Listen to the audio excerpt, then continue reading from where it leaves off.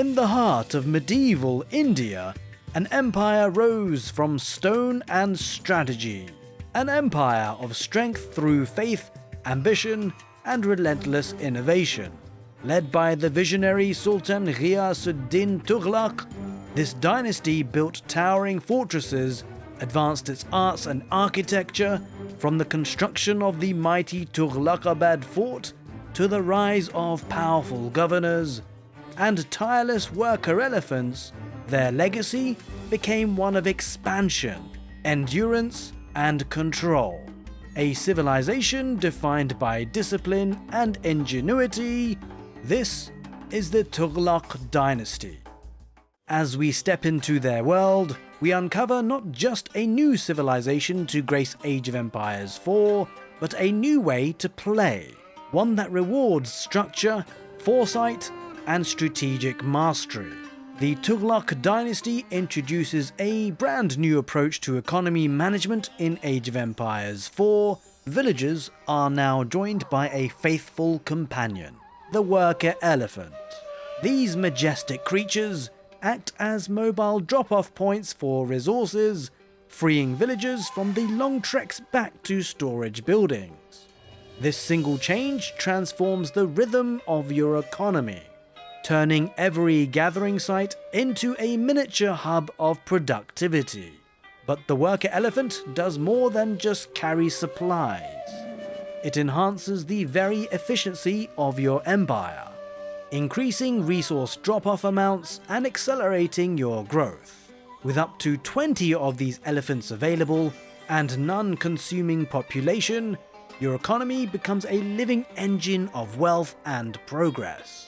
As your civilization advances, upgrades like woven baskets, carrying frame, and elephant harness further boosts gathering rates and drop-off bonuses. And when the battlefront calls, the field repair site ensures your worker elephants serve beyond labor, repairing siege engines on the move and keeping your war machines alive. With all these upgrades in mind, however, it's important to note that the Tughlaq Dynasty researched their upgrades incredibly quickly. However, this speed comes with a heavy resource cost.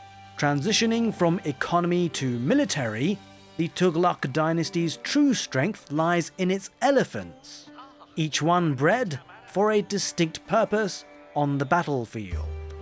The raiding elephant charges first, swift and destructive, trampling enemy lines and breaking formations with thunderous force. Then comes the healer elephant, a marvel of devotion and endurance. Mounted with 2 imams, it restores the health of nearby units and grows stronger when surrounded by loyal infantry. It can even claim sacred sites, making it both a spiritual beacon and a tactical centerpiece. In the heart of combat stands the war elephant, a colossus of muscle. Armed with a spearman and capable of demolishing buildings, it can crush many things in its path. When precision is needed, the Ballista Elephant takes command. Its mounted weapon can pierce through multiple foes, dealing devastating damage to clustered infantry.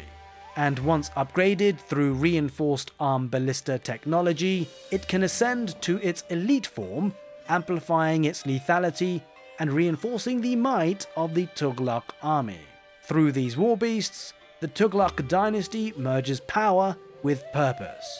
But every empire needs a heart, and for the Tughlaq Dynasty, that heart beats with the Tughlaqabad Fort. Buildable in the feudal age, this structure serves as a bastion of defense, a center of governance, and a symbol of the Tughlaq ambition. Each fort can appoint a governor, and with that appointment, the course of your empire changes.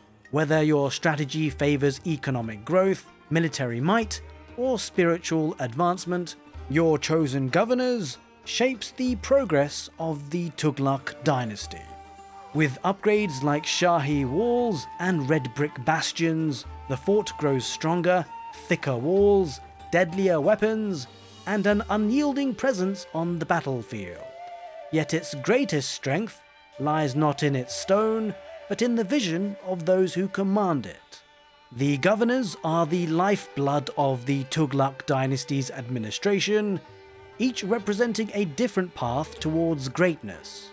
The Governor of Ajmer is your bulwark of defense, summoning Amir Warriors, heavy infantry who defend your forts with unwavering loyalty. They cost no population and thrive within the fort's aura, embodying the iron discipline of the dynasty. Take them out of the aura, however, and they'll start to suffer. The Governor of Bhakkar transforms your settlements into fertile centres of sustenance. Farms and houses near forts begin producing food passively, and with the Bhakkar Benefactor upgrade, part of that bounty converts into stone. For those who favour momentum, the Governor of Jalor infuses your cavalry and frontline with vitality. Units trained near the fort or the Tower of Victory gain additional health, growing stronger as your fortifications evolve. Economic leaders may turn to the Governor of Multan, who accelerates town centre production speeds, eventually achieving a remarkable 75% increase. Faithful rulers may prefer the Governor of Sehwan, who enriches gold income from relics and sacred sites, while empowering the healer elephant's restorative abilities. At its height, the Sehwan Benefactor increases healing by an astonishing 50%. And for the scholars and strategists, the Governor of Uch reduces research costs across your empire, granting a 35% technological advantage and allowing your civilization to progress faster than any rival. Advancing through the ages, the Tughlaq landmarks reflect both their devotion and their discipline. In the feudal age, rulers may raise the Tower of Victory, a military landmark that empowers all elephants produced nearby, increasing their attack speed and asserting dominance early in the game. The Dome of Faith stands as a spiritual counterpart, a mosque-like structure granting access to healer elephants and more affordable imams, merging faith with functionality. Upon reaching the Castle Age, the compound of the Defender reduces stone costs for all buildings and strengthens fort upgrades, solidifying your control over the battlefield. The House of Learning, however, represents the intellectual heart of the dynasty, offering unique technologies like elephant caretakers for regeneration, collateral damage for devastating bonus damage, and mahouts to hasten movement. Infantry can gain power too, through Kanda drills and Nezer training, ensuring your foot soldiers match your elephants in might. In the Imperial Age, the Tughlaq Dynasty reached their zenith. The Hisar Academy becomes a beacon of prosperity, generating food and gold for every active governor under your command.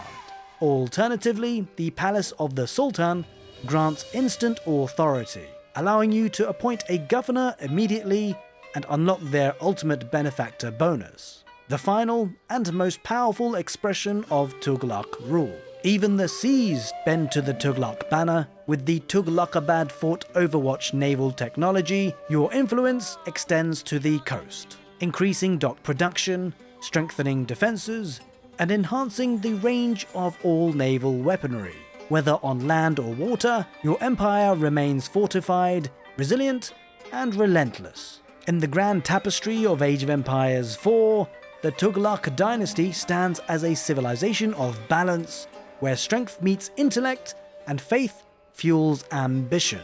Their elephants dominate the battlefield, their governors guide prosperity, and their forts rise as monuments to strategy and resilience. From the Tower of Victory to the towering walls of Tughlaqabad, the Tughlaq Dynasty remains a testament to discipline, endurance, and visionary power. As always, I hope you guys enjoyed this video and this overview of the Tughlaq Dynasty for Age of Empires 4. And so, if you could choose only one governor to lead your empire, would it be the steadfast guardian of Ajmer, the visionary scholar of Uch, or the bountiful cultivator of Bhakkar? Let me know in the comment section below, and for those of you interested in the other dynasties coming to Age of Empires 4, I'll put a playlist on your screen right now where you can check them out. As always, take care and see you next time.